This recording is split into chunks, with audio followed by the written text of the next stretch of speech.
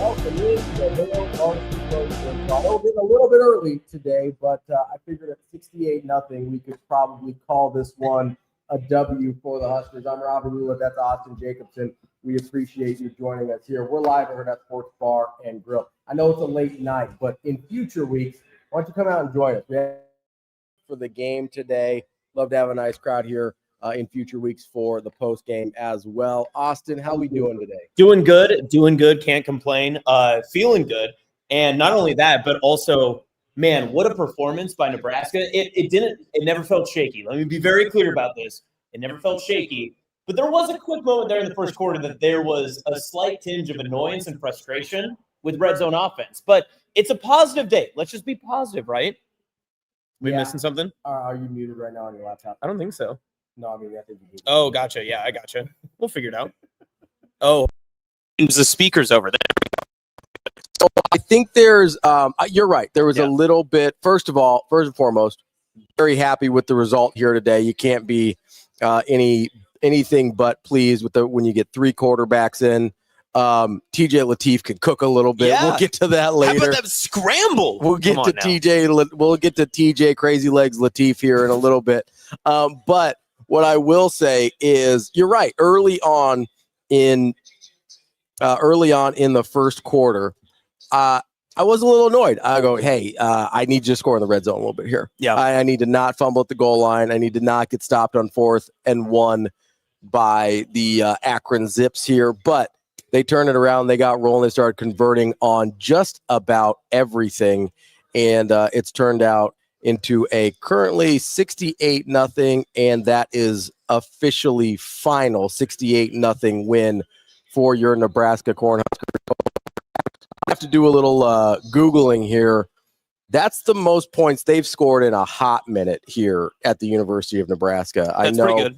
The one that comes right to my mind most recently is probably 2019 Western. They got 56. 73, I think, against Idaho State is the other one. When is that one? That would have been 2012, maybe? I'll say we're going back a ways. Yeah, let me see. I think we're safely the most points in at least a decade. 73-7, 2012, September 22nd, Nebraska won. That was a number 25 Nebraska team. I think that might be the next question is Nebraska going to be a top 25 team after putting up almost a 80 burger? Almost an 80 burger. Skurs by 80. Almost had them. Did get over 700 yards of total offense. 494 passing between the three quarterbacks on 32 of 40. 4 touchdowns, 0 picks, 33 rushing yards, 234 total yards, 7.1 yards per carry, 5 touchdowns there.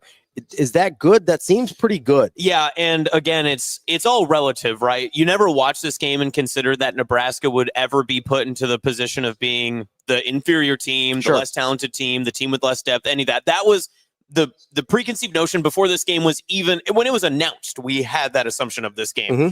But I think one of the first things I told you when you first sat down here at Hurrdat Sports Bar and Grill in La Vista, that how many times over the past 6-7 years have we had a game like this that felt this way, where the only thing that you can truthfully gripe about and really get annoyed with is some of the first half decisions when it came to red zone offense? That's it. And not even decisions, like execution. Exactly. Right? More than anything. Otherwise, and it's the same sentiment I had at the very end of the Cincinnati game too. It felt very, very much like a game that Nebraska has every opportunity to learn from and fix their mistakes. Nebraska didn't have too many mistakes in this one, but in that first half, first quarter, especially when the game probably should have been 21-0 at the end of the first quarter, this was a game that Nebraska definitely has some things that they get to look back on tape on Sunday when they roll out of bed tomorrow morning and get to say, hey, we still have some things to work on, which is the best place to be if you're a team that continues to grow under head coach Matt Rhule. Yeah, absolutely. And I mean, so much of what we've talked about with Nebraska over the last whatever number of years you want to pick a number that you've been annoyed about with Nebraska football. Whatever number you pick is fine and accurate, right? Mm-hmm. And you sit there and you go, okay, one of the main things that has bothered us the most is Nebraska hasn't done to equal or inferior opponents what they should have done, right? We saw it last year with with UTEP, with Northern Iowa. We wring our hands. We're like, kind of maybe should have been more than that. Maybe should have been able to run it up a little bit more than that. And you sit there and you go, okay, this is exactly what you're supposed to do against Akron, right? This is exactly what you're supposed to do against Akron. You're supposed to leave no doubt. It's supposed to be a celebration. You're supposed to be able to pull starters midway through the third, which they did. I mean, we didn't see Emmett Johnson. We didn't see Dylan Raiola. We didn't see Ja'Cory Barney or Isaiah Hunter or Dane Key. We got starting offensive linemen out of there. Midway through the third quarter, everybody was out. And they were still able to continue to put up points after that as well. I believe everybody got out with about 47-0, and they were able with backups to tack on 3 more touchdowns there. So that's the big thing for me. And I said, it's just Nebraska did the thing they're supposed to do. Yep. Which more than anything else is what we've wanted from this team for years. Yep. Do the thing you're supposed to do. And it's the thing that you and DB talked about on the morning shows and everything we talked about. When we hit like mid-July, what did you guys start to run them on, right? It was about beating the Big Ten's middle. Well, the Big Ten's middle was doing this to opponents of Akron's level, and now Nebraska is starting to match that level, and we're seeing it now. It's real. This is an actual stat that we can put down. We can say, you had this many yards per game. You have now passed for this many yards. You have now beaten a plus-minus differential that is at this level. That's an impressive mark, and it does showcase, no matter what anyone wants to say about a game like this, it does exactly showcase what Nebraska is starting to become. Because you don't have efforts like this without building depth, without building the type of talent, and without the execution that Nebraska needed to get to this moment. Well, and it's important. It's an incredible. Sorry, I just saw the Hail Varsity graphic for the final score for the game. Nebraska 68, Akron zip. That's a David Schumacher classic right there. That's a funny play on words there, my friend. I enjoy that quite a bit. No, listen, these are what these games are for, right? Like, how many times have we talked in the last 10 years where you sit there and you go, man, they really didn't have opportunities to get their backups in there to get reps. These are important reps. Like, it's not just about going out there and blowing somebody out, right? It's about going out there and being like, oh, holy crap, Ashton Murphy got a sack, right? Oh, we got to see Mav Noonan in the game. Elkhorn South's finest. We got to see, I was sort of kidding with the crazy legs thing, but we got to see TJ Lateef ball out a little bit, right? Like, we got our backup quarterback, our like actual reps.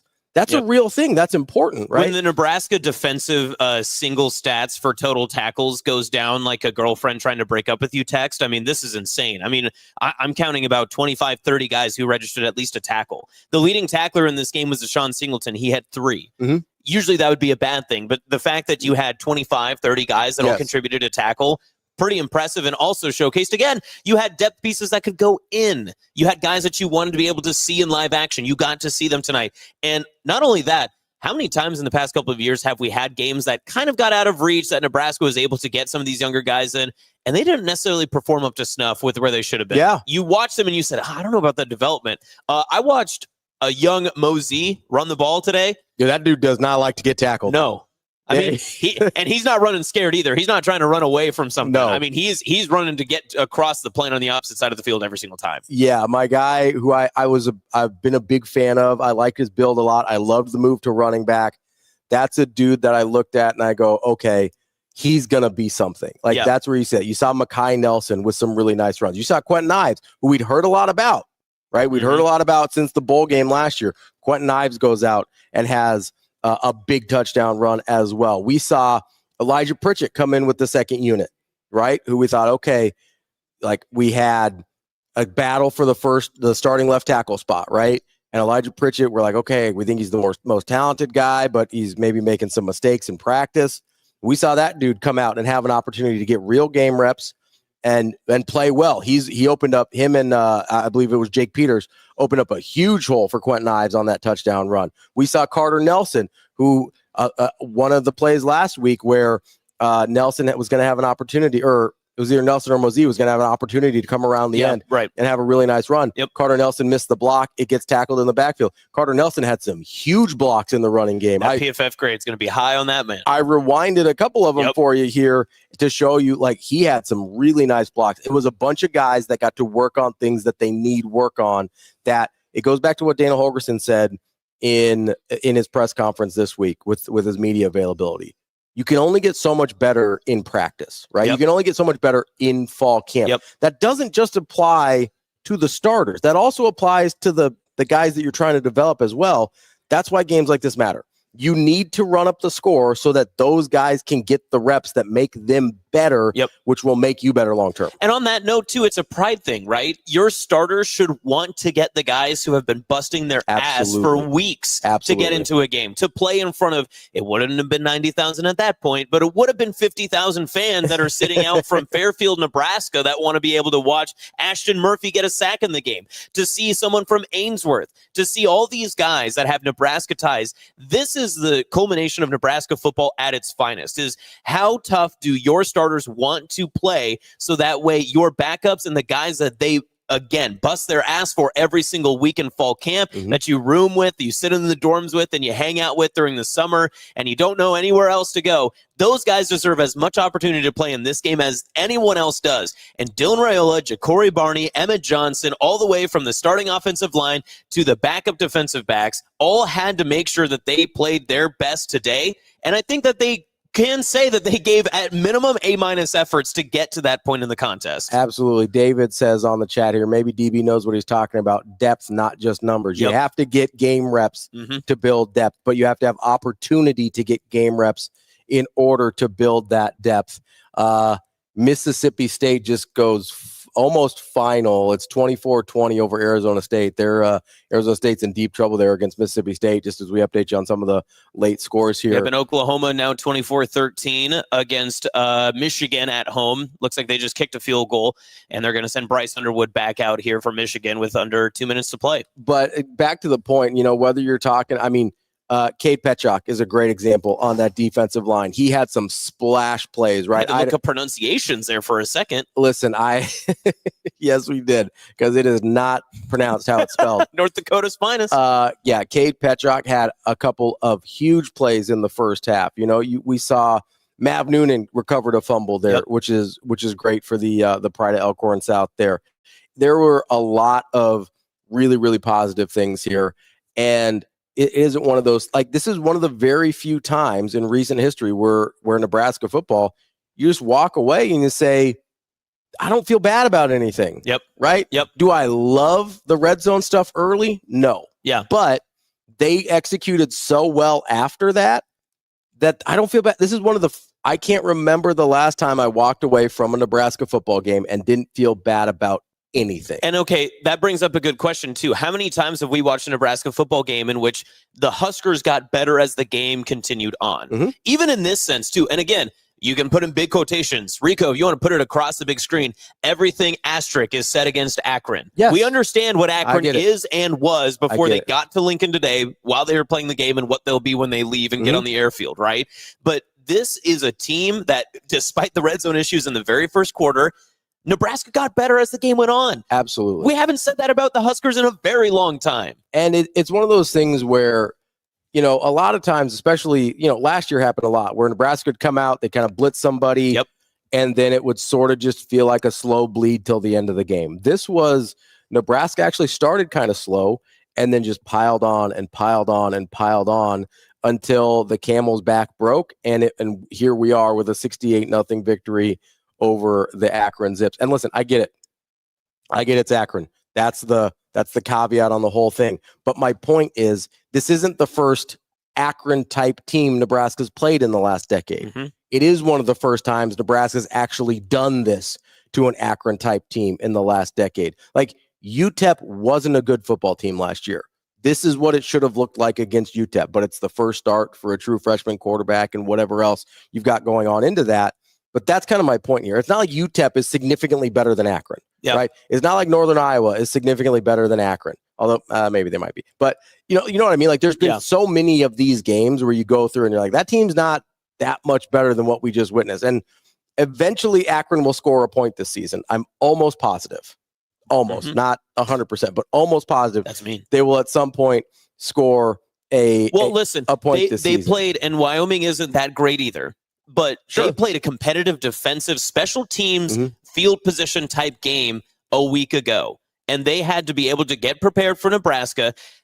They had Akron had every single opportunity that was their best chances against Wyoming, right? Their special teams, some of their interior defensive play, some of their back end stuff, not trying to be incredibly leaky, right?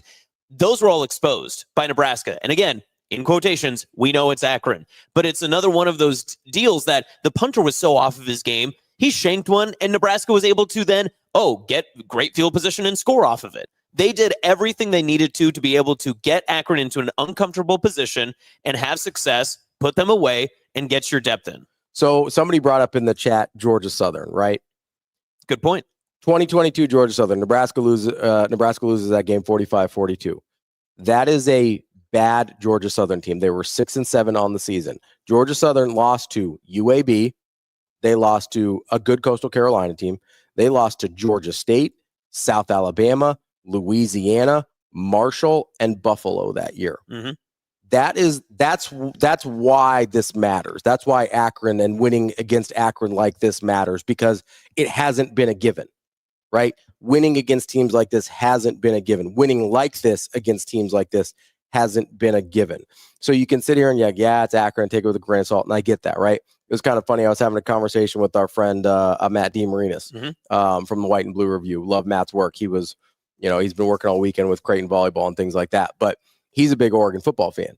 And he was talking about Oklahoma State and the Oregon game and how that went. And I was like, all right, buddy, let's slow down a little bit. Like, pump the brakes. Oklahoma State's a very bad football team. I don't know that if you're not paying super close attention to stuff outside Nebraska and the Big Ten, you may not realize how dramatically and horrifically Oklahoma State has fallen off in the last couple of years. But that is a dreadfully bad football team, right? And I was kind of giving him a hard time. I was mostly joking, tongue in cheek, but you know how I am. And so I was telling him, hey, like, Oregon doing that against Oklahoma State, they're in a very different spot as a program than Nebraska is doing something like this to Akron. Now, there's things you can take away from both games, 100%, right? But Nebraska hasn't done this to anyone, right? This is not where they've been as a program.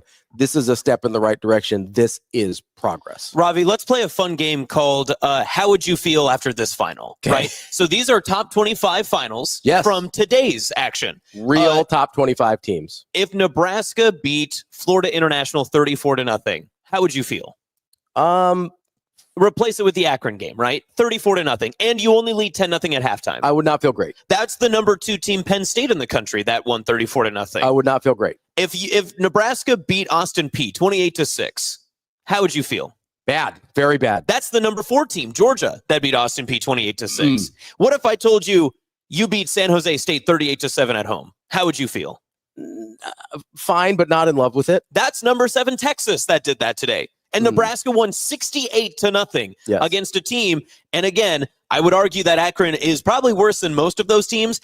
28-6, 34-0, 38-7. Nebraska put up nearly a 70 burger on a team that is at probably the same, at least conference level as all these teams, if not maybe even a little bit above in an FCS team. And to be fair, probably should have been an 80 burger. Yes. If the first quarter goes a little bit better, that's probably an 80 burger.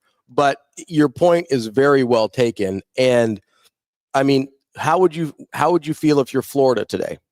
I would not feel good. Right? Lost to South Florida, 18-16. Lost to South Florida. And this is why, by the way, I'm going to do a little thing. Please do, sir. Because this is why all off season I was saying, are we sure we want to just crown DJ Lagway? Are we sure? Are we sure the Athletic, I'm talking to you, are we sure we want to rank Mark Gronowski ahead of Dylan Raiola as far as quarterbacks in power conference football? Are we sure? Because those are two guys, one in which has the exact same pedigree and almost, I know you don't believe me, no matter how many times I said it on the morning show, I know you don't believe me, but almost the exact same stats as Dylan Raiola. DJ Lagway and Dylan Raiola had almost the exact same stats last year. Look it up. Sportsreference.com is your friend. Mark Gronowski is making an enormous jump from FCS football. He was a great, great player at South Dakota State. That is not an insignificant jump. That is a thing that is hard to do. And he might end up having a great year for Iowa. But to just assume and pencil in the fact that he was going to have zero learning curve is absolutely bonkers. To assume that DJ Lagway was going to be the 25th best player in the country, ESPN, I'm talking to you, 25th best player, not 25th best quarterback, 25th best player in the country after starting all of 7 football games. And by the way, having basically no time to be healthy this offseason to actually get better. I went through the laundry list. There's a shoulder, there's a hamstring, there's a calf. He didn't take a rep in fall practice until like 10 days before the game started. My guy basically was never available to actually get better. And that's not to say that DJ Lagway isn't going to be a very good football player someday and probably get drafted in the first round. The point is, we assumed these things with more question marks of these other guys. And we said, Dylan Raiola probably not going to get any better. And guess what? Dylan Raiola got a lot better. If for no other reason that he's got one of the top offensive minds in the last quarter century of college football as his offensive coordinator now in Dana Holgorsen. This is a guy, like, if you had given me the exact same version of Dylan, which, by the way, we don't have. We have a better version of Dylan than we had last year. If for no other reason than he is no longer a true freshman and he started 13 games, now 15 games, right? But even if you gave me the exact same Dylan Raiola I had last year, Dana Holgorsen makes him a better quarterback. Now you add the fact that Dylan Raiola actually got better. He got himself into better shape. We saw a design QB run from Dylan Raiola. Look at that. The spin move. We get a little, put him in a spin cycle. Get the wiggle. You know, like, we've got a guy making good decisions. And after last week, when everybody's like, oh man, why isn't he taking shots downfield? Did he take enough shots downfield? Did he rip the ball enough? Say it, Robbie. Are we cool? Come on. Are we good now? Because somebody wasn't running 3 high safety. Cincinnati was running a prevent defense the whole damn game. That's why he didn't rip the ball downfield. I don't think you appreciate, not everybody, I'm talking to very specific people here. A specific we. Not the royal we, a specific we. I don't think people appreciate how hard it was to execute the game plan Nebraska did last week and do it in a winning fashion, to complete 80% of your passes when you could not stretch the field because of what the defense was running. That's a Dana Holgorsen thing. That is a year 2 Dylan Raiola thing. That is a high-level quarterback competency thing. And then we saw the other version of it tonight where he is just ripping the ball at people. I don't know how many times we had deep crossing routes and up the seam to Luke Lindenmeyer and deep routes to Isaiah Hunter. And DR just threading the needle down the middle, trying to get some crosses to Ja'Cory Barney, doing his thing. And dimes in the end zone to Dane Key. Like, what are we talking about here? But no, let's give DJ Lagway all the love, and let's give 90 career passes Arch Manning all the love. Let's give whoever else, let's give Mark Gronowski, FCS King, all the love, right? Just ignore Dylan. Listen, that's fine. You're going to have a harder time ignoring him now. And also, how about this? Numbers never lie, Ravi. They never lie, especially when they're in our favor. With 607 passing yards, Mr. Dylan Raiola, who is still not old enough to get a drink from Hurrdat Sports Bar and Grill, is second in the NCAA in total passing yards. He's also tied for first in the NCAA in total passing touchdowns. And he's also played one less game than 2 quarterbacks who are in the top 15. And a quarter and a half less than a bunch of those guys because he wasn't playing after about 8 minutes left in the third quarter. Yep. Right? So this is a dude that's playing at a really high level right now. We'll see what that looks like in 2 weeks against Michigan. I understand that. But this is a better version of Dylan Raiola. This is a better version of the Nebraska offense than we had last year. That's the important part. And the disrespect nationally from that, considering this isn't a guy that was a 3-star. Yep. Right? There was a guy a handful of years ago that came out of nowhere as a true freshman for USC named Keaton Slovis. Right? Yep. Came out of nowhere as a true freshman. A bunch of guys got hurt and he balled out as a freshman. And he didn't get a ton of national respect because he was an unheralded recruit. USC, I believe, was his only power conference offer, and people were like, I don't really know what to do with this guy, right? That's not the case for Dylan Raiola. He was either the first or second ranked quarterback in the country. He was a certified 5-star. Yep. Everybody knew this kid's name. Everybody wanted him. I know he ended up at Nebraska, so some people nationally are like, oh, he can't be that good. Well, guess what? Georgia and Ohio State were crying in their Wheaties that they didn't get him. You don't think Georgia, who won 28-6 today, would have wanted a Dylan Raiola performance? You don't think they would? You don't think he'd be starting over Gunnar Stockton right now? Because I do. I know that he'd be starting. You don't think he'd be starting over Julian Sand right now? Because I do. Mm-hmm. I am 100% positive that is the case at both of those institutions. It's crazy. You don't think that, I'll even go further. You don't think that Dana Holgorsen is a better offensive coordinator than first-year OC Brian Hartline?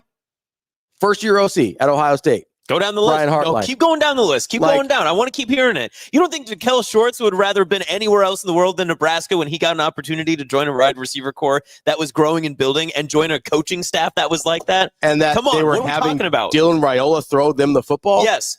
It's almost like the receiver's job gets a lot easier when you have an elite quarterback who can throw you the ball. It's almost like Dane Key and Isaiah Hunter came here because of Dylan Raiola. I wonder why Ja'Cory Barney would have wanted to stay instead of transfer out of Lincoln to stay in Lincoln. And I wonder why Ja'Cory Barney was like, hey, Cortez Mills, let's get this Flow-Braska thing going. Yeah. Why don't you come here to Lincoln and ball out with our boy, Dylan Raiola? And it seems like everybody else knew except for the national media, right? And I'm not a hate on the national media guy. I'm really not. Hey, easier to shout loud in public than it is inside your own house. But when they're wrong, I'm going to tell you. Yeah. And they were dead ass wrong from what we've seen on Dylan Raiola. And again, that's not to say these other guys aren't going to be good quarterbacks. Well, one of them, number 39, but that's different. It's to say that you better show my man some damn respect. 100%. That's the point here. 100%.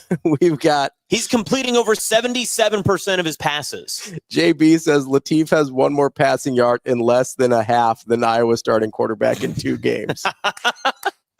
Goat comment, JB. Thank Goat you. comment. That's incredible. Speaking of our comment section, you can see some of the comments up in our corner. You can follow us and watch us on Facebook, X, YouTube, wherever you want to get your socials. If you tweet at us and use the hashtag HV Postgame, we want to get your thoughts. So send us a video of you talking about your biggest gripes, maybe your biggest wins, whatever your thoughts are from this game. Tweet at us. We'll put them in the show whenever Ravi and I need to take a breath for some oxygen. But I'll tell you what, Ravi, right now I feel like I'm in church. I don't need to go tomorrow because you're preaching.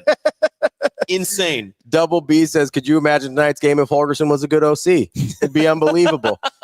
Maybe they would have had 1,000 yards of total offense instead of just over 700. Again, you want to go back even to this Rhule era. I know we wanted to do this comparison with some of the Georgia Southern games and some of the other games from the Riley era and such, but you even go back to how far this program has grown. Northern Illinois 2 years ago was not, it was a dogfight for a part of that contest in Rhule's first year. And even last year, you brought up UTEP a couple of times. I mean, you look at some of the games that Nebraska has played in which they should have won by significant margins. And I know that we had referenced this at the beginning of the show, but when you become a better team, this is what you do. You squander opponents' ability to be able to score on you. You demolish their hope the minute that they enter your stadium, and you take away any hope that they have if there's a chance that they could upset you, right? Does anybody know does anybody know what UTEP finished last year? You know off the top of your head? I think it's 1-11. Didn't they win one? They were 3-9. 3-9. They lost immediately after, and that was a 40-7 game for those of you that don't remember. 40-7 game opening week at Nebraska. They then lost to Southern Utah. Notable FCS power. They lost to Sam Houston. They lost to WKU. They lost to La Tech. They lost to Middle Tennessee. It took 2 overtimes to beat the worst team in college football, Kennesaw State. That's not an exaggeration. Kennesaw State is the worst team in college football. It took them 2 overtimes for that. They lost 56-0 to Tennessee, which is what it should have looked like against Nebraska. And then they won a game against New Mexico State, one of the other worst teams in college football. So this is my point. We are 1 year later. We are a year older Dylan Raiola. We have a different offensive coordinator. We have better weapons. And this is what it's supposed to look like. UTEP is probably a very fair comparison to Akron. I think that is a very one-to-one, apples-to-apples comparison. And we have it right here in front of us. This looked way different. It just did. I believe it was it 33-0 at halftime also to UTEP? Am I remembering that correctly? And I think Nebraska only scored 7 points in the second half. That sounds about right. Am I imagining was it that? 23-0? It might have been 23. Regardless. Whatever it was, yeah. Like, this is what we're talking about here. Yep. This is what it's supposed to look like against the UTEPs and Akrons of the world, and it finally does. Yeah, and again, like, we're not going to be, like, super hot takey or anything about this. There's no reason to be, because Nebraska did what they're supposed to do. We had a comment in our section here, which, again, comment online on Facebook, X, wherever you want to get there. Trevor said, how do we feel about the defense? He thought they did great. They did play great. They did. Yeah. There's a goose egg on the board for a reason. It's Nebraska's first shutout since God knows when. Yeah, I mean, shutting teams out's hard. We're talking few administrations ago, right? Shutting teams out is hard. It's not easy, especially when you put in young groups of other players that aren't used to that sort of spotlight, that their nerves can get in. They have the entire game, 3 quarters worth, to sit and watch. And then finally someone taps them on the shoulder and says, it's your time, get on in there. And they want to perform. They performed tonight. They did their best. 30-7 last year at halftime against UTEP. And Rico says 2009 was the last shutout. So just some perspective here on what we witnessed tonight. And it's, again, not like this is the first Akron they've played since 2009. Yeah. This is, there's 1 or 2 of these every year, right? That's how the schedule shakes out. There's 1 or 2 of these every single year. There was UTEP in Northern Iowa last year. There's Akron and Houston Christian this year. There's 1 or 2 of these every single year. And Nebraska hasn't shut anybody out since 2009. They were not only, but they were up 30-7 at halftime last year. That only ends up being a 40-7 game. This is what it's supposed to look like when you're superior to other people. This is what it's supposed to look like. You want to play another fun game? I would love to. I love fun games. Let's play a fun game called Biggest Worries from Cincinnati. Where is your confidence level now in, let's just say, defensive line run game? Where do you feel now? Do you feel more confident or less confident coming out of this game compared to what you saw from Cincinnati? I feel fine. I felt fine after Cincinnati. I feel fine now. Okay. I 100% do. I think we were not respectful enough as a general population that Cincinnati was good at some of the things they did. Like, I don't know what Cincinnati's final record's going to end up being, but I would imagine they're 1-1 right now. They won today. I would imagine they're going to be a bowl team from a power conference. That would be my guess. I think they're a probably 6 or 7 win team in the Big 12.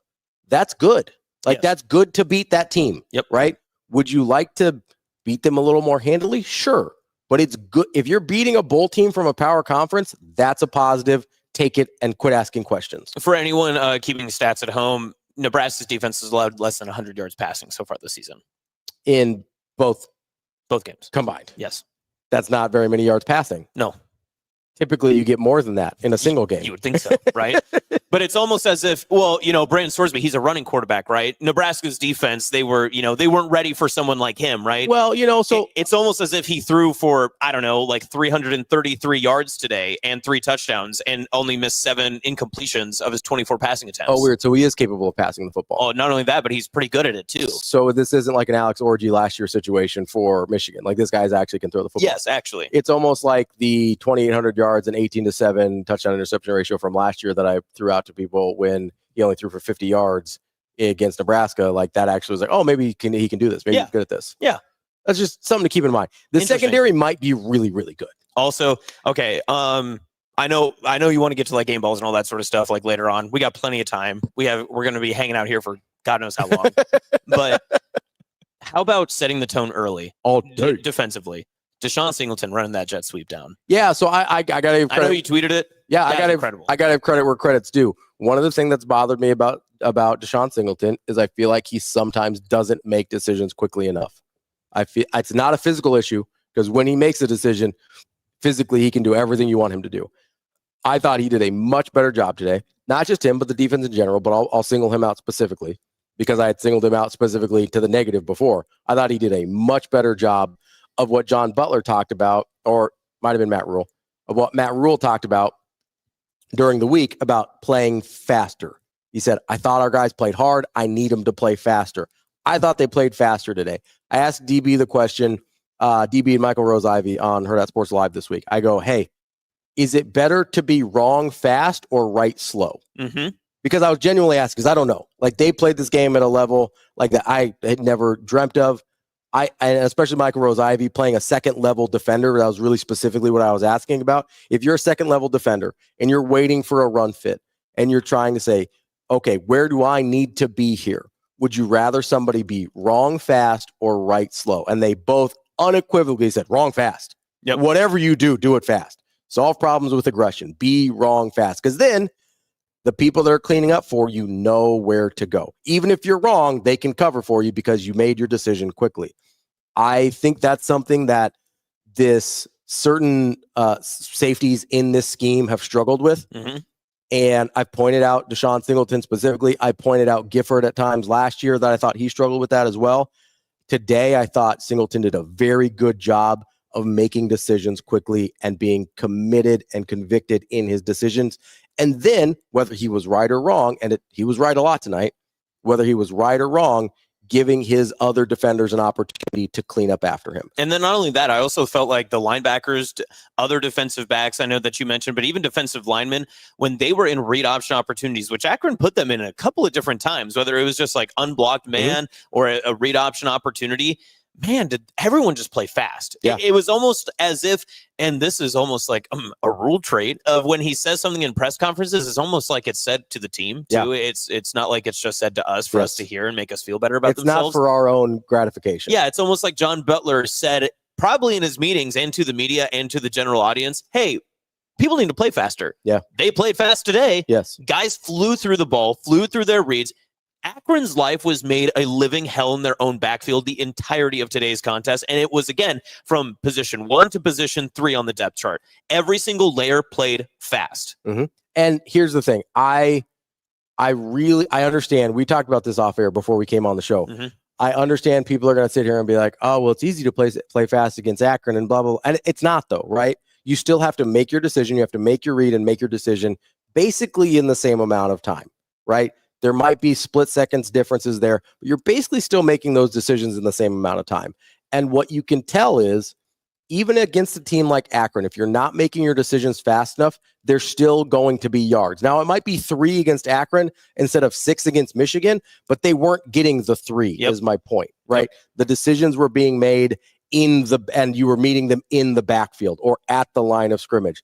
That's a real key here, because you don't see that when guys aren't making decisions quickly. I thought they did a really good job of that at all levels, but especially got to give my props to Singleton. On top of that, too, we'll get through defense more, I'm sure. Special teams, significantly, without ever seeing the punting unit, even when Nebraska was not able to get touchdowns, which was frustrating, they still got points. Yeah. And they still did it. And I was talking to this conversation with Dr. Girlfriend before I left to come back over here to get ready for the post-game show.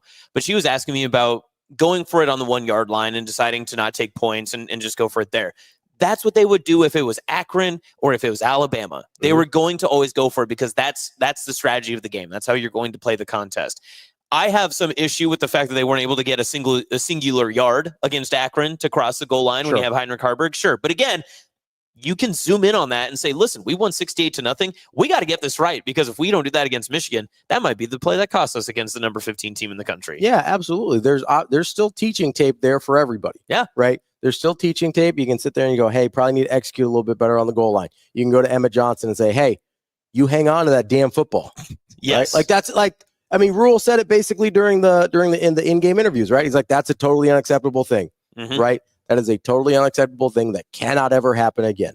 And you're lucky it happened against Akron because it's not Akron. Did you just LeBron me? I did.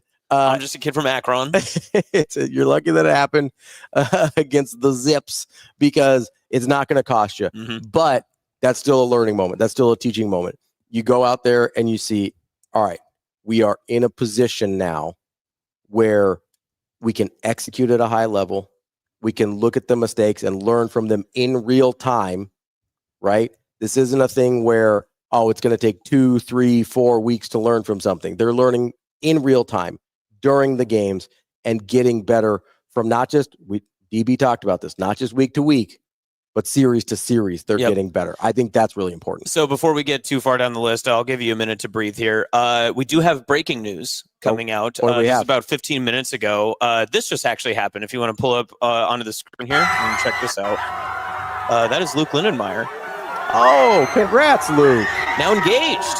What a game to do it to. So he got his first touchdown as a Husker today, and getting married. Yeah. Congrats to my guy, Luke Lindenmeyer. Congrats, Luke. We love Luke Lindenmeyer here. We love love. This is Hail Varsity Postgame loves love. We are pro Luke Lindenmeyer here. Yeah. Like we are. I mean, DB was on this before everybody. Of like, hey, that guy's a really good football player. I said it last week. Don't give me any credit. I mean, he said it like a year before you, so I'm gonna give him the credit there. But he was on it last year. He goes, hey man, like this guy's a good football player, and then we've seen it in the first. I mean, he had as many catches last week as he had his entire career up to that point. Mm-hmm. He had a couple more today. He had the touchdown today.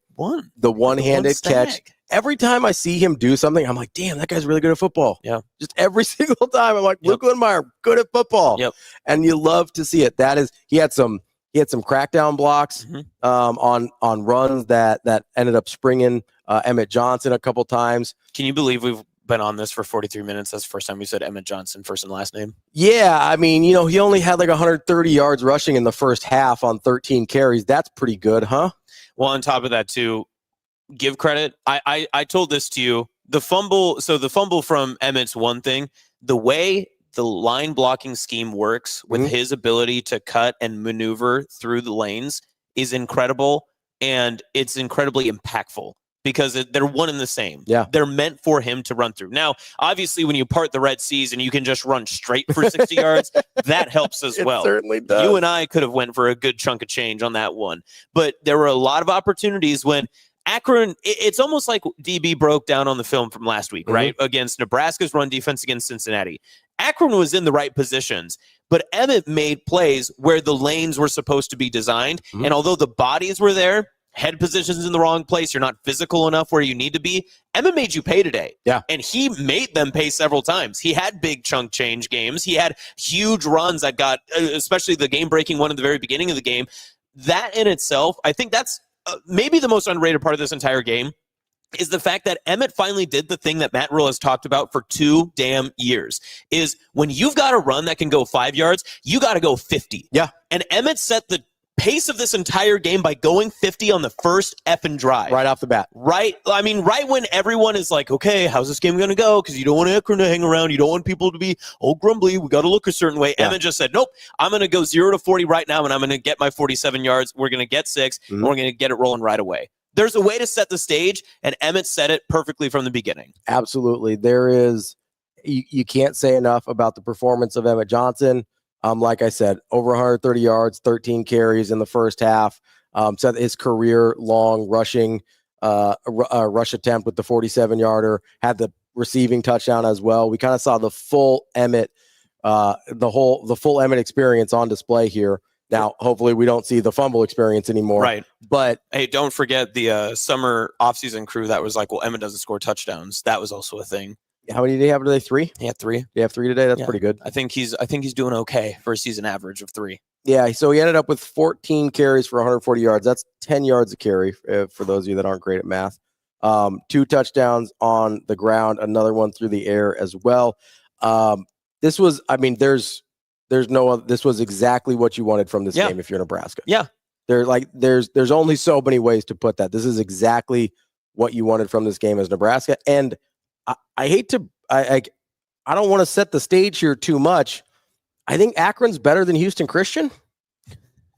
If I'm being honest, I'm pretty sure. I did see a tweet from our good friend Connor Happer about mid-first quarter. He's like, let's check in on Houston Christian. They were losing at before their halftime, so we'll see. But yeah, let's do an update on Houston Christian. Let's see what we now got here. Again. Remember, too, next week's going to be an entirely different type of experience because it is an 11 a.m. kickoff, right? Everything is going to be a little bit different. It's going to be, not the same type of atmosphere. This is the home opener. People are going to get excited for it. You heard the ha ha ho ho jokes about, this was a Scott Frost Akron game, blah blah, whatever. That totally fine.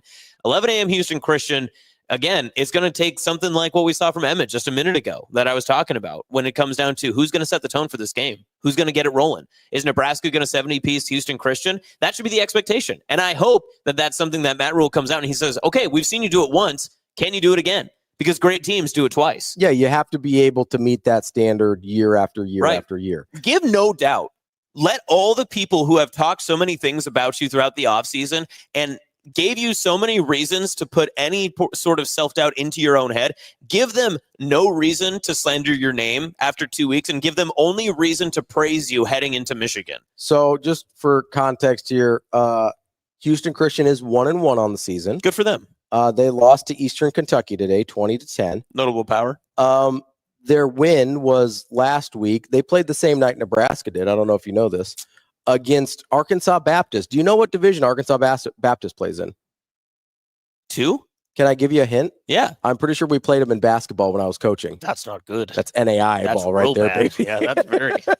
Ooh. Now they put it on Arkansas Baptist. I will give them that. Good. It was 69-0 against Arkansas Baptist. So Arkansas Baptist is the Akron of the NAI. Good to know. Good to know. Yes. But they lost to Eastern Kentucky this week. So, I mean, I do think it's reasonable to say that Houston Christian might be worse than Akron. So this is a game like that's the next step, right? Can you repeat this again without the night game, without the home opener, again against a Houston Christian team that's going to be wildly outmatched, that is not going to have, and I know he's going to get fired. I do think Joe Moorhead knows what he's doing. Joe Moorhead should just get in a permanent Lincoln tonight. I think he should just hang out and be like, Matt, you need an analyst? Yeah, like if he wants to be an analyst for Dana, I'd take him. I actually think Joe Moorhead is like a very good offensive mind. He and Dana can be roommates. I think he's a very bad head coach. Yeah. And I think he's taken very bad head coaching jobs. Mississippi State's a hard head coaching job. Don't tell that to Jeff Lebby, though. And I believe his other head coaching stop was Fordham. So he hasn't gotten the best head coaching opportunities. But he might be one of those guys that's better suited as an offensive coordinator. I kind of just want to go Dead Poet Society to Joe Moorhead and just be Robin Williams and be like, it's not your fault. It's Akron. It's not your fault. That's Goodwill Hunting. Rip. Yeah. Wrong Robin.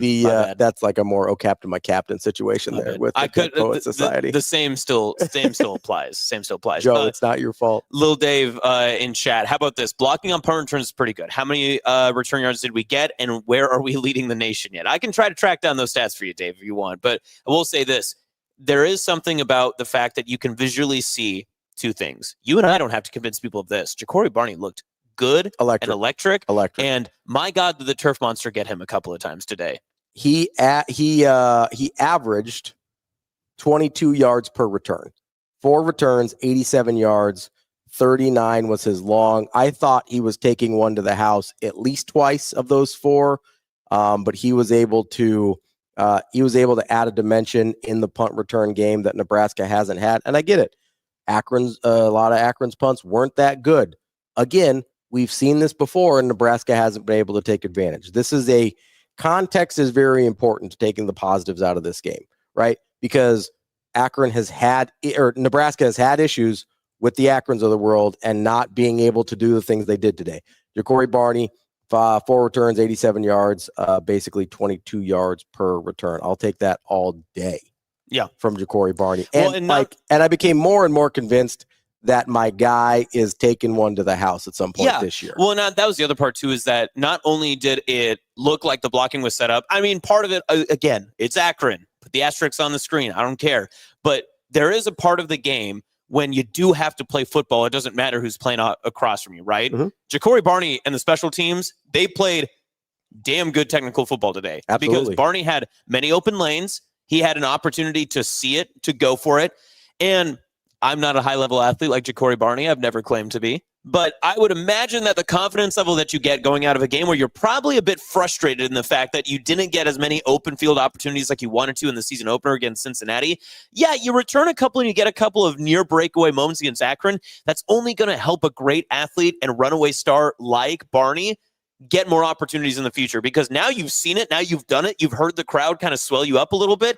Yeah, I want to get that feeling again. I think he's willing to take more chances because of it. Well, and here's the thing is confidence is a real thing, and it can come against whoever, right? Doing something that you haven't done before, whether you're Nebraska, whether you're Ja'Cory Barney, whoever you are, whether you're Isaiah Mosey, whether you're Mekhi Nelson, whoever. Lots of these guys, whether you're Cade Petchak, whether you're Jake Peters, whether you're whoever, right? There is a ton of Quentin Ives. There's a ton of guys that got opportunities tonight and performed. Yes. Right. And that's a real thing. Ives, that's a great pull. Like that's a real thing. If you are a high-level football player and you perform in a real stage with real stakes for the first time. That doesn't always happen. It's hard to manufacture that in practice until you've actually done it in a game. This is, going back a couple years now where Coach Rhule is talking about, hey, there's two different bears that you have to fight. There's the one that figures out like, hey, I can compete at this level and that I actually am a good football player, right? Sometimes you need to do this in a game before that's the one where you can say, hey, yes, I am a good football player. Yep. Like Quentin Ives can go out there now and say, hey, I've done this against an FBS team and I'm a good football player. And Ja'Cory Barty can say, hey, I can return punts and I'm going to take one of these things to the house because I was just a couple turf monsters away from getting a couple tonight. If I'm Cade Petchak and I've never done this before and I go out there and I get a couple tackles for loss in the first half and I go, okay, maybe I can do this, right? Or whoever else, Mav Noonan recovers the fumble. Like, pick a guy. There was a bunch of them. Pick a guy, right? Quinn Clark has the big touchdown. How important is that for Quinn Clark? TV call out day before. Come on. Shout out to our guy, Tim Verghese. What a guy. Who called that out on Friday and said, hey, Quinn Clark breakout game. And he has a huge touchdown reception for Nebraska. Like, that's a guy who we've heard Coach Rhule talk about. We've heard him say, hey, I think Quinn Clark and Keelan Smith are pretty good. I think those are guys that can be good ball players for us. But at some point, they have to go out and do it. Yep. And that's as much on them as it is on the coaching staff to give them the opportunities to do it, as much as it is on the starters to get the game to a point where the coaching staff can give them the opportunities to do it, right? You don't want to have your first Quinn Clark opportunity when it's a tight game in the second half against a Big Ten opponent. You want him to know he can do it before that point. You want TJ Lateef, before he has to go into a game for whatever reason, to know that he can already do this. Yep. We saw that tonight where TJ Lateef puts crazy legs Lateef, man. Yeah, he puts a little stanky leg on somebody in the red zone. All right. Now you're doing too much. Now you're doing too much. And he goes in and he almost scores a touchdown. Then he gets the touchdown on the next one. He throws some really nice passes, both on the move and from the pocket. He's able to distribute the ball around. Like, you go out there and whenever it is, hopefully not, knock on wood, hopefully there's no injuries or anything like that. But whenever you need TJ Lateef, it won't be the first time he did it. Yep. Right? Yep. That's a big deal. Yep. No, I mean, I said it earlier, but I do feel like I don't need to go to church tomorrow. Because, I mean, we're trying to just preach from the mountaintop. Listen, I can't wait to play this fun game where everyone tomorrow morning decides that there's something that needs to be improved from this, because I agree with you. This is the first, and I know what you said earlier, this is the first time in a while that you feel completely confident in exactly almost everything that Nebraska did. You don't really have a whole lot of things. I don't feel bad about anything. Right? I don't feel bad about anything. This is also weirdly the first time, and I was just watching the Cyhawk highlights going across the television across from us, and how many players from both of those teams that got to watch that game at 11 a.m., their fans, then tune in maybe to this game just because of regionality, just to see, right? Yeah. How many of those fans watched what Nebraska did today and said, damn, I wish we had that guy. Oh, man, I wish we had that guy. Because I know for the past decade and a half as a Nebraska fan, I've been doing that, watching college football for a long time. Yeah. I pointed at the screen and said, man, what would we do with that guy? Man, if we just had one of these type of players. Yeah. I think Nebraska's finally to the point where, listen, Lindenmeyer is back on the screen getting engaged and stuff. I mean, how many times do you think Iowa wished that they had their tight end look like Luke Lindenmeyer tonight? Luke Lindenmeyer looked like an Iowa tight end. He did. Like, he looks like an Iowa tight end. And you might be alive and real, too. I mean, like, that's the... And Harb. How about Harb on that cut block? Come on. And he got a reception. He got a big first down reception as well. Like, there is a... Luke Lindenmeyer, and that's the highest compliment I can pay a tight end, is that he looks like an Iowa tight end. Like, that's the nicest thing I can say about a tight end. Yep. And that's what he looked like. He looks like one of those big physical, one of those guys that lines up and you're like, oh, he's just a blocker. And then he's beating you down the seam. And you're like, what happened? And they did it early too. They did. They hit one of the very first throws. One of the first throws from Dylan was right up the seam to Luke Lindenmeyer. That dude is, I mean, I know some people kind of looked at DB a little funny when he said that guy's a Sunday player. I don't know. He looks a lot like a Sunday tight end to me. Yeah, he does. I mean, I'm not absolutely no hate whatsoever, But at any point over the last couple years, did you think Thomas Fidone looked as good as Luke Lindenmeyer has in the first 2 games tonight?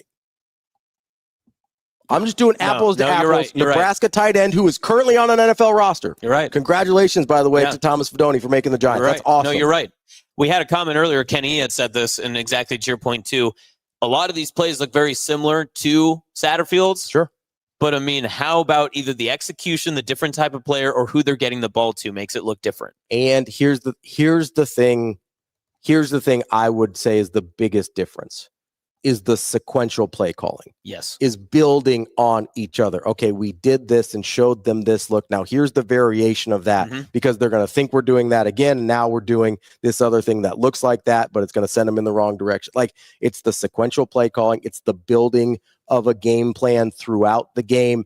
That is where I think great offensive coordinators, you see this all the time. I mean, everybody knows I have an infatuation with Gus Malzahn, right? All the eye candy is great and all the different things that they do to get you into compromised positions as a defense. But what he's really, really great at is calling one play, getting 4 yards, calling another play that looks just like it, getting 5 yards, getting 6 yards, and then calling a play that looks exactly like that but goes a totally different direction or goes to a totally different person and breaking you for a 40-yard touchdown. The building of a game plan throughout the game based on sequential play calling, that's where Dana Holgorsen is special. That's where Gus Malzahn is special. That's where the best coaches, the best play callers in the game on offense, that's where they make their money. Because I think Marcus Satterfield does have good offensive concepts. I think they ran a lot of plays that could work. But it was, how does it look in the grand scheme of all of this? And by the way, speaking of Marcus Satterfield, who's coaching that Luke Lindenmeyer tight end room? Oh, man. What's his name again? Put me on the spot. Is it Marcus Satterfield? It is Marcus Satterfield. Whoa.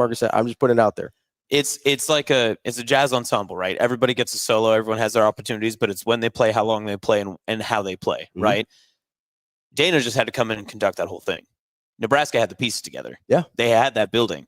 Everyone had to get a little bit better. And listen, they brought in some new guys. Yeah. They brought in a few new guys. We replaced, You replaced Bakes and Nair with Key and Hunter. And listen, Trombo one, you're out. Trombo, we're bringing someone in. Hunter's a dude. Yeah. And Isaiah Hunter is a dude. I'll tell you what, that's a lethal cross that he's got. I mean, he gets across the field so fast. And not only that, and he's physical. It kind of looks like he has the opportunity to kind of tell where he wants to go inside of his zone and sit there. Not necessarily like sit and wait for Dylan, but I mean, he kind of looks like he has an idea of where he's crossing and knows where in that depth he needs to be to. It almost looks like I'm not an expert on route running. I'll fully admit that. It almost looks like... Well, Millard North guy, so it makes sense. Yeah, just some different things offensively than not a lot of crossing routes. Any passing plays are basically just like run past that guy. But it almost looks like he adjusts his speed so that... Because, a lot of times when we talk about sitting in a zone, a guy is physically stopping in that zone. It seems like he almost adjusts his speed so that he's running across the proper area of the zone in the right time for Dylan to find him, and he never actually has to stop and sit. Did anyone have to wait for a ball to come to him today either? I felt like everyone was kind of running in full stride. When a lot of on time deliveries from our guy Dylan Raiola. I will say, and I'm going to test you with this one, so I'm going to give you some time. Okay. If you have a gripe from this game, I'd love to hear it. I do have one, and it's the obvious one is obviously early red zone, but again, I agree with you that it's like you corrected your mistakes later on. Even your backup third strings were like figuring out how to score. If you want to run fade routes, either as your goal line sets, as your third down plays, and it's timing, it's whatever, it's clearly a Dane Key play because they targeted Key twice. I'm trying to get that. And Isaiah Hunter had the touchdown against Cincinnati. Dane Key was targeted twice. They missed him both times. One was on I think, 2nd and goal. The other was on a 3rd and 7.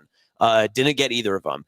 There's either got to be something on what you're reading at the line because it's a quick turn. I mean, Dylan, there's no RPO with it. There's nothing else. It's a turn, and they're going for it. Whatever the case is, if you trust that play and you like that play that much, got to figure it out more in the game flow and sense. Because I actually felt like we were talking about, that was like, someone guitar riffing and it just went, and just didn't get the right thing, right? You kind of mess up the string a little bit there. So on that same note, if that's the only thing, 2 pass plays out of the however many attempts that they had tonight, I'll take that. But if that's going to be what looks to be a key part of this offense, either it's got to change somehow, or you got to figure out a way to make it translate from what you've seen in practice to that. That's it. That's my gripe. That's all that I got. Yeah. So I'm just going to be honest with you. I hate fade routes. I do too. Listen, and our guy Kenny Bell is going to disagree because he tweet every single game. He's like, "Oh, back-to-back fade routes. I can't love Dana Holgorsen more." But like, there's a part of that play where there's just too many variables that your timing gets bumped off a lot. You don't have the right play. Someone disrupts or gets in your face with the quarterback. Your step is a little bit too far back. Whatever. Too many variables in that sense that I'd rather have more options to go to instead of just 1, 2, 3 step go. Yeah, so this goes back. I think my hatred for fade routes started in 2012 when the San Francisco 49ers were in the Super Bowl against the Baltimore Ravens. Well, that's what you get for putting a sorry-ass receiver like Crabtree on me. So that was in 2013. Dang. That was the next year when Richard Sherman was, again, another fade route. You're not wrong. I believe that was 2013. Yeah.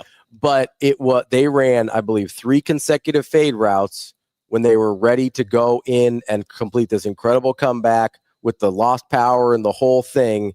And I've hated fade routes ever, especially when you don't have like a Randy. Like I get a Randy Moss is not common, but you don't have even like who was the guy? Oh, you had him, Kelvin Benjamin. Mm-hmm. Super big-bodied receiver, yes. right? You had him in Carolina. But a high point guy. Yep. Huge receiver, high point guy. Like unless you've got Mexico one of those, like any of those guys, 6'5", like huge high point receiver guys, I just don't know what we're doing. And so I have an irrational hatred for the fade route. I'm not going to say it doesn't have a place, but so I have a really hard time being objective about whenever one gets run and doesn't work. I'm just like, never do that again because I personally hate it. But I do understand there is probably a place for it in your game plan. And maybe you're trying to get some reps in it now versus so when you might need it later in Big Ten play. But listen, if they never ran a fade route again, I wouldn't be sad about it. And listen, after I've seen what I've seen for the past 2 games, I'm not against that either. So yeah, I'm going to put you back on the seat though. Do you have any gripe or anything that you've seen today that has you being like, oh, work on that? Yeah, I mean, listen, the thing with Emmett Johnson and the fumble, that is a personal execution thing. Yeah. That's not a team problem. That is hey, you've got to do better. And I believe he will. And he did, right? 14 carries, 140 yards, 3 total touchdowns. Don't have a lot of complaints about Emmett Johnson's play. I also think if you walked on the street right now in the rail yard, which is probably popping off, you could probably ask most people and say, how'd you feel about Emmett Johnson? They probably forgot he had a fumble. Yeah, they'd be like, oh, he played great. Yeah. And he did. He played great. Doesn't mean the coaching staff will forget. Doesn't mean EJ will forget, but that's the point. That will definitely be hit on in film. I'm sure it was hit on in the next drive where he did not start the drive as the running back the following drive. That would have been our guy, Mekhi Nelson. I honestly don't have a huge gripe. I really don't. The one thing that and this is your gripe. You don't have a gripe. No, I don't have anything to be mad about. There will be people though that will be upset for that reason. Here's my one gripe to work on this week. Here's my one gripe is that the BTN broadcast didn't get an Archie Wilson punt. What the hell? So they had to just shoehorn in the middle of the 4th quarter. And also so here's my real gripe. Okay. Can we stop every time we talk about Archie Wilson, show the video of him crying? I'm sure he doesn't love that. No. I appreciate his transparency and his authenticity and all of that. But can we move on from the crying? He had a great game last week. Show some highlights. Yeah, show the three punts he pinned inside the 15 against Cincinnati to help Nebraska win that game. Give my guy a break here. I'm sure it wasn't his favorite moment he's had at Nebraska. Give him a break. He's 18 years old. He was homesick. His family's here now. Do the interview with mom and dad. That's great. Yep. That was terrific. You don't have to show him crying at the podium every time. Yep. That's my gripe. Is I feel like we're doing our guy Archie a little dirty on the broadcast. Let's knock it off. Yep. That's my gripe. I've got you don't have to do this one, but I want to see this next week. Mm-hmm. I'd love to see an individual defensive lineman have a standout game. Sure. And I know did we determine if it was Elijah Judy or RVP that got the block? I believe it was RVP. Okay, so either way, I know that was a great moment. I really, and maybe this is just the luxury of being a Nebraska fan, that we had Ty, we had Sue, we had Crick, we had all these great defensive tackles over the past couple of years in recent memory. Mm-hmm. But there's a part of me that just wants to see I know I'm going to put him on the spot, and I know he's probably not listening right now. He's probably got other things to do.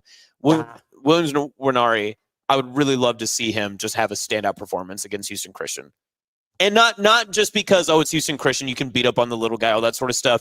I just want to see that they have that dominant performance in one player to take over a game. Yeah. And truthfully, I might not even say defensive lineman. I kind of want to see it just from a singular defender. I felt that way with Donovan Jones. I thought he had a really good performance against Cincinnati. Mm-hmm. I just want to see a defender say, my day. Yeah. I'm taking this. And I want the story to be about me. Yeah, whether it's like Shavers or McGahee or Nwaneri or Keona Davis. Mm-hmm. I like Keona Davis played really well against Cincinnati. Obviously, Cade Petchak was probably the splashiest you're probably right. defensive lineman today. Yep. I don't know how many reps he got. I don't have the snap counts yet. I'll get to those, and you can check back with me on Hurrdat Sports Live on Monday because I will get those. But I don't know. I don't know if there was one guy that has stand out. So I'll take that where I'm very high on the talent of this defensive line group. I really am. Yeah. I want to see it start to come to fruition a little bit more. We saw more tackles for loss today. Mm-hmm. We did see a couple more sacks today. I want to start to see I want to see a little bit more of some of those disruptive havoc plays from the defensive line specifically, especially with all the disruptive movement. McCullough's been really good. David put that in there. 2 sacks total by the defense, 8 tackles for loss, 4 pass breakups, 5 quarterback hurries, couple fumble recoveries, right? Just the one, I think. Just the one? Okay, I thought it was just Mav, right? No interceptions. I was kind of surprised with that, especially from the beginning. I thought that there was going to be some opportunities there, but yeah, and that's I mean, ideally you'd like to start to see some more turnovers there. I mean, there was one last week or two last week, right? And then the one this week. So they were even today, so they're -2 on the season still. So I would argue though that also the game plan probably wasn't to try to get interceptions today. The game plan was probably to be hey, listen, make plays when they're available. So and I don't know what Akron's game plan was in terms of I don't think they were trying to put the ball in harm's way a ton, based on the way that was playing out. So it is, those are a little bit subjective in that sense, but I do think there's quite a bit there that individual performances defensively. But then I sit here and you go, okay, so they've given up 100 yards passing in 2 games total. Mm-hmm. They've given up, what was the total offense today for Akron? It was 175. So we're still not we're at 450 through 2 games, basically 440. It's pretty good through 2 games of, so if you're telling me they've given up 440 yards of total offense and 17 total points through 2 games, yeah, maybe I'd like to see a couple individuals pop a little bit more, but I can't ask a ton more from a defense than that. Yeah. So I agree with you. I'd like to see a few more havoc and disruptive plays, but I'm not going to nitpick the defense here based on what we've seen. I'm just trying to get content out of you. That's all I'm trying to do. While we've still got everyone here, thanks for tuning in. Hail Varsity Postgame. Do go to the Hail Varsity YouTube, the X, the Facebook, the Instagram, the TikTok pages if you're looking for more content. If you're driving back to Sydney right now, prayers for you, first off. No one's doing that. Okay. Relax. Oh, maybe some people are. Come on now. Well, I would just night game. You probably stay the night in Lincoln before you go back to You Sydney. think the people of Sydney have enough income to be able to get out there? That's rude. Come on now. No, we were a drive back. We were always a drive back. You're a drive back family? But anyway, if you're on your way back and you're probably wild for a night game. Probably hitting Seward right now, you're just trying to, muddle your way down I-80. Whatever the case is, if you're back home watching on your computer, whatever the case is, Hail Varsity, especially YouTube, you can check out all the press conferences, hear what everyone's saying. We've got all the press conferences already up. Matt Rhule has already spoken, Isaiah Hunter, Dasan McCullough, they're all up. We have the Luke Lindenmeyer videos on all of our social platforms. You're going to want to check it all out. Don't miss a moment from this. And also, if you missed anything, you tuned in late, your first time here to Hail Varsity Postgame, we're going to have this up on our YouTube channel. You can go back, you can join the conversation there, and it'll also be up on the Hail Varsity Postgame podcast pages on Spotify and Apple as well as soon as we wrap up. Absolutely. A couple things here.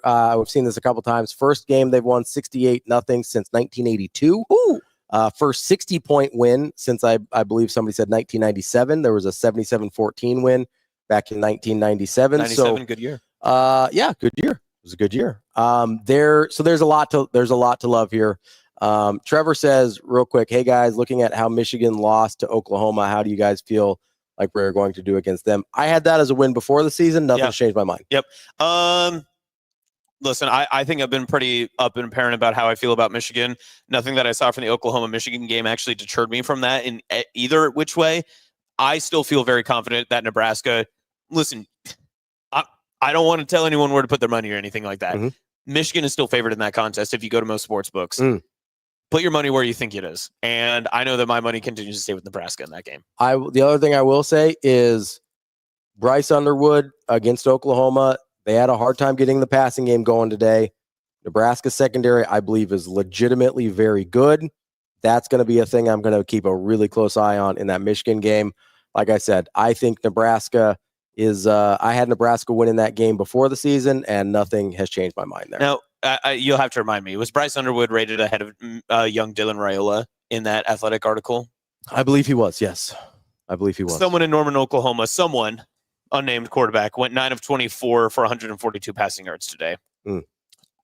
Interesting. One did. He also completed one pass that was 44 yards. So if you take that away, he's 8 of 23 for 98 passing yards. It's really hard to be good as a true freshman quarterback. It is, yeah. It's almost unheralded that anyone would have any sort of success and a high completion rate. And, make it to a bowl game for the first time in 8 years or anything like that. Who would think so? It's really hard to do that. I mean, that's the thing that I asked the question about Michigan. I've asked that question. I asked the question about Gronowski. I asked the question about Arch Manning. I asked the question about DJ Lagway.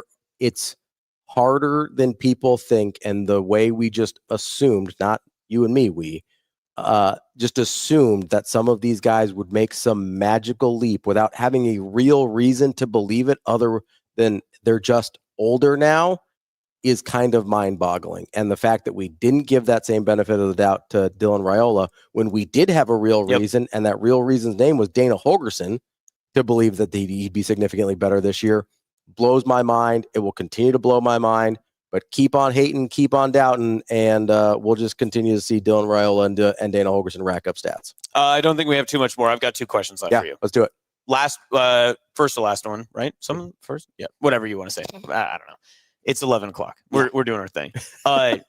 Do you see this game as confidence or cockiness coming out of it for Nebraska? Confidence. And I want to frame it in the way of like, you and DB obviously know a little bit more about this team than others would, right? The makeup of this team, the emotional state of this team, the youth of the team as well. As they get ready for Houston Christian and then 2 weeks ahead to Big Ten play, does a win like this build confidence or cockiness within the roster? Honestly, I think it's all confidence. I think they will look at this result as exactly what they were supposed to do and nothing more. I agree. Firmly agree. This is how it was supposed to go. We didn't do anything special. In fact, it probably should have been an 80 burger. There's some things we can do better still. They probably are going to look at the defensive tape and be like, hey, there was some leaky yardage in the second half where we weren't as locked in as we needed to be.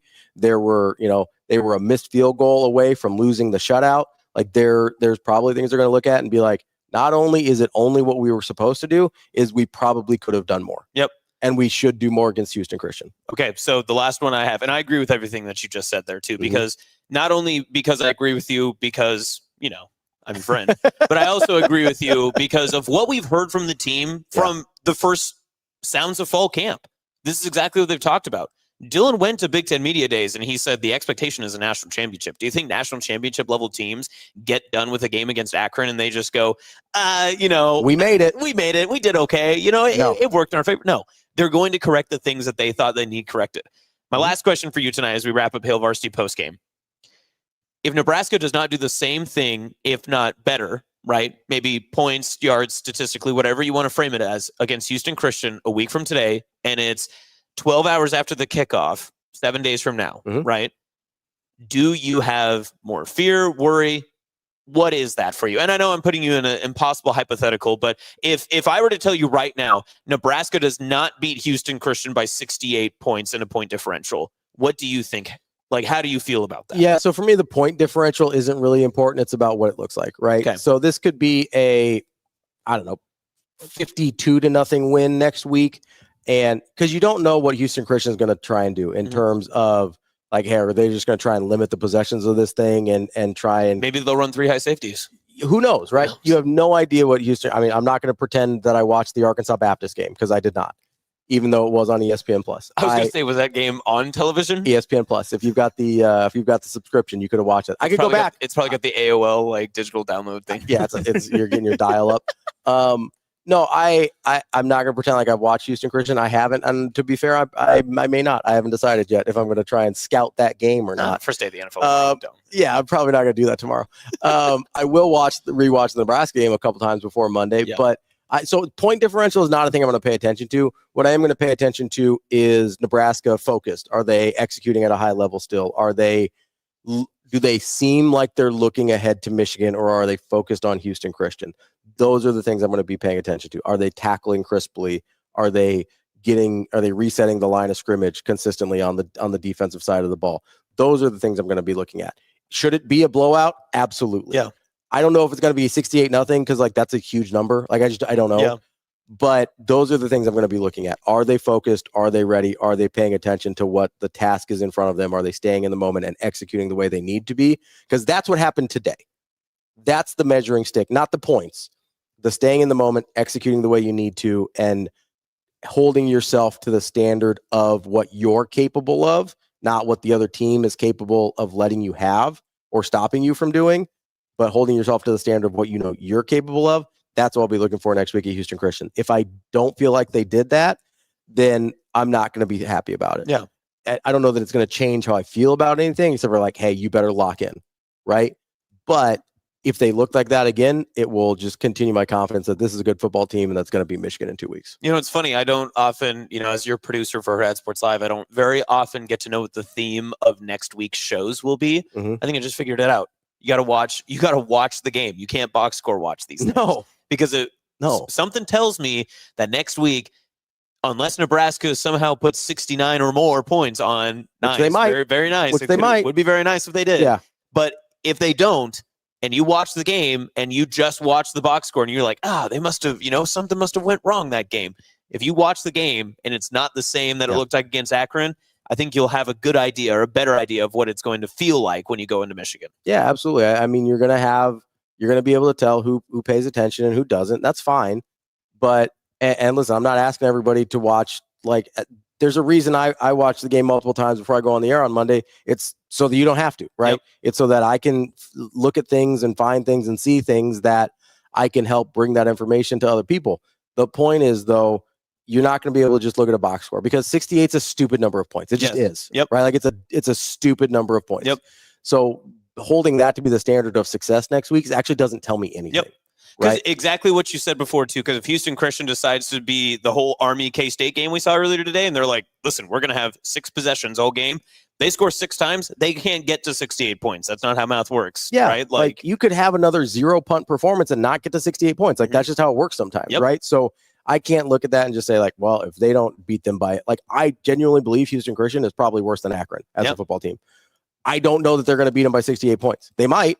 But I also know that they probably should have beat Akron by 80, if we're being honest. So, like, I don't know what that looks like in terms of what the score is. What I do know is I'll be able to see it if this team is locked in and ready to go and holding themselves to their standard and not just looking ahead to be like, we can beat Houston Christian with a D effort. Let's go on and focus to Michigan. No, I want the A effort for Houston Christian. I want the A effort for Michigan. I want the A effort for Michigan State the week after that. Yeah. That's what the program is about. That's the thing that's been missing in this program that we saw, I believe that we saw in the first 2 weeks.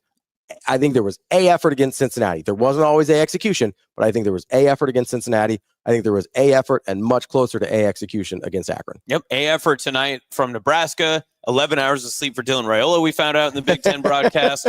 And I don't know, you going to shoot for 11 hours of sleep tonight or what? Probably not going to get 11 in, but might get a solid 7 or 8. Okay. Might get which is more than normal. Healthy for a normal adult, which is very good for you. Yeah. You're not a grown boy no more. I don't think 7 or 8 is a 7 or 8's a good night for me. I'm usually sticking between like 6 and 7. So we might get the extra hour. Dr. Girlfriend became a big DR fan after hearing that stat. She was like, that's what kids need. That's what kids his age need. He's a growing boy. He works so hard. We love it. We appreciate everybody tuning in tonight. That's Austin Jacobsen. I'm Ravi Lulla. This is Hail Varsity Postgame. We will be here next week following Houston Christian, and we'll be right here for all of your Nebraska football, and everything else on Hurrdat Sports Live throughout the week. We'll see you on Monday.